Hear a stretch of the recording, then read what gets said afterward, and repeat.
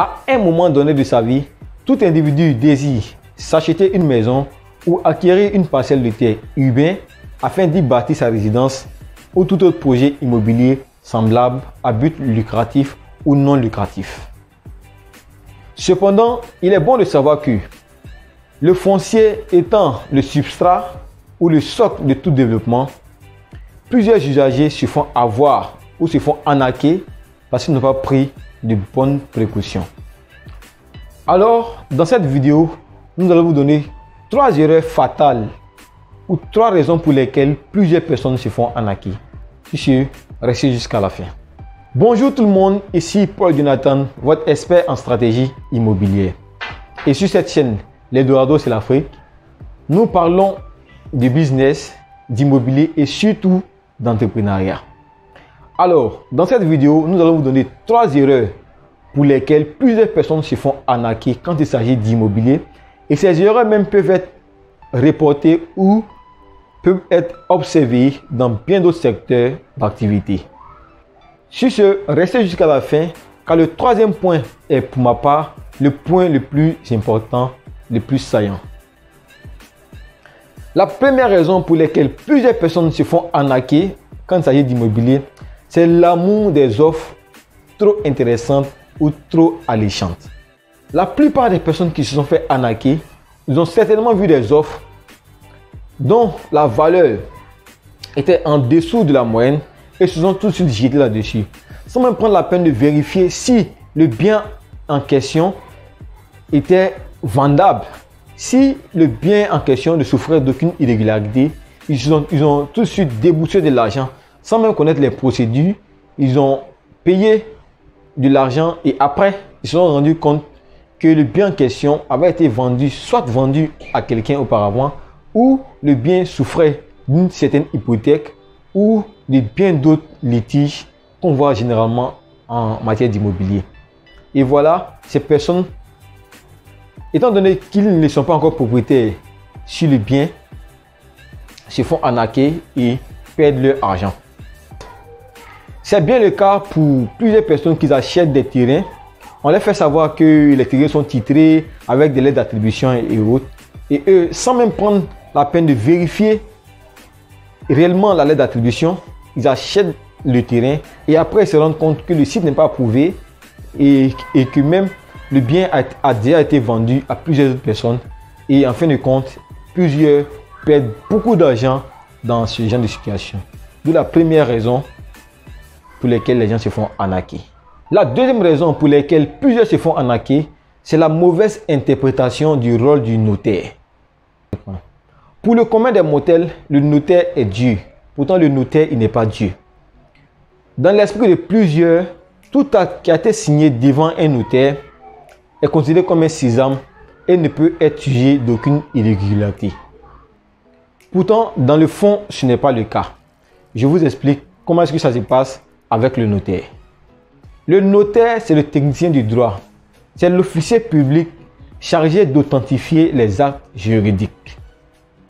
Bien évidemment, il est interdit d'établir un acte sous seing privé en dehors de la présence d'un notaire. Et il est impérativement conseillé de le consulter pour toute opération immobilière. Cependant, en matière d'authentification des actes, il y a 2 points essentiels à savoir. Les actes signés par un notaire, ils ont une force probante et une force exécutoire. La force probante consiste à dire que ce qui a été déclaré par les 2 parties est considéré comme exact. Donc, le notaire atteste les faits en déclarant l'identité des personnes présentes à la signature du contrat. Et l'acte notarié fait foi de son contenu. Pour faire simple, qu'est-ce que tout cela veut dire? Le notaire, son rôle, c'est de vous accompagner dans toutes vos démarches afin que les transactions ou les contrats soient signés. Le notaire représente l'État. Le rôle du notaire, c'est de s'assurer que les démarches que vous avez entreprises sont légales. C'est de s'assurer que vous n'avez sauté aucune étape.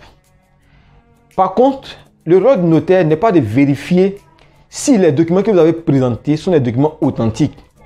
Ce n'est pas au notaire de vérifier, de s'assurer que tous les documents que vous lui avez présentés, ils ont été signés par la bonne personne et autres. Le rôle du notaire, c'est de s'assurer que la méthode a été appliquée vis-à-vis de la loi. Le rôle du notaire, c'est de vous assister dans toutes les démarches afin que la procédure soit légale vis-à-vis de la loi. Le notaire se dit que si vous êtes arrivé devant lui pour la signature du contrat, c'est qu'au préalable, vous êtes déjà mis d'accord sur les différents thèmes et autres. Et lui, étant le garant de la loi, lui vous accompagne dans ce que vous avez prévu de faire au départ. Donc lui, il ne retourne pas en arrière pour vérifier si les documents que vous avez fournis sont des documents qui sont conformes. Lui, il vous accompagne juste. Donc, c'est à celui qui veut acheter le bien, c'est à cette personne-là de mener ses enquêtes au préalable. Bien sûr qu'il peut demander l'avis du notaire afin qu'il puisse lui indiquer les documents nécessaires. Mais ce n'est pas au notaire de vérifier si les documents qui seront présentés lors de la signature sont des documents conformes vis-à-vis de la loi, ou sont des documents qui ont été signés par la bonne personne, ou ce sont des documents qui n'ont pas été falsifiés ou autres. Ça, ce n'est pas le rôle du notaire. Le notaire vous accompagne dans votre démarche. Voici donc notre deuxième point, qui est la mauvaise interprétation du rôle du notaire en matière de transactions immobilières. La troisième raison pour laquelle plusieurs personnes se font arnaquer, c'est le manque de formation et d'information. Plusieurs personnes se lancent dans l'achat de biens immobiliers, de terrains et autres sans prendre la peine de se faire former. Et c'est fatal, c'est une erreur à ne pas commettre. L'immobilier étant un business comme tous les autres, l'immobilier a ses règles, l'immobilier a ses prescriptions qu'il est important de savoir avant même de se lancer dans l'achat d'un bien immobilier. Ils ne connaissent pas les étapes de sécurisation d'un terrain ou de tout autre bien immobilier. Ils ne connaissent pas les administrations qu'il faut toucher afin d'avoir la liste de documents qu'il faut. Ils ne connaissent pas les personnes ressources dans les différents ministères ou au niveau de l'administration.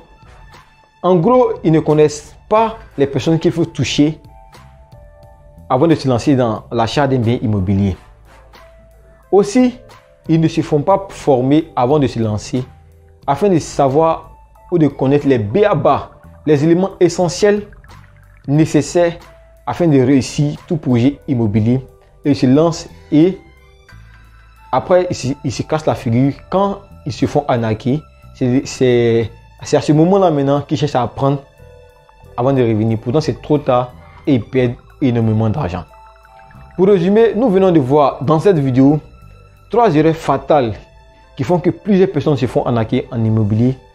Donc, la première erreur, c'est l'amour des offres trop alléchantes ou trop intéressantes.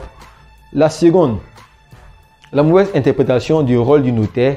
Et enfin, la troisième, c'est le manque d'information et d'information. Nous espérons que toutes ces informations vous aideront à mieux vous armer et à mieux vous apprêter afin d'acquérir des biens immobiliers. Et merci de nous avoir suivis jusqu'à présent et rendez-vous très bientôt pour une prochaine vidéo. Et surtout, n'oubliez pas de vous abonner, de liker et de partager la vidéo afin qu'elle puisse toucher le maximum de personnes. À très bientôt.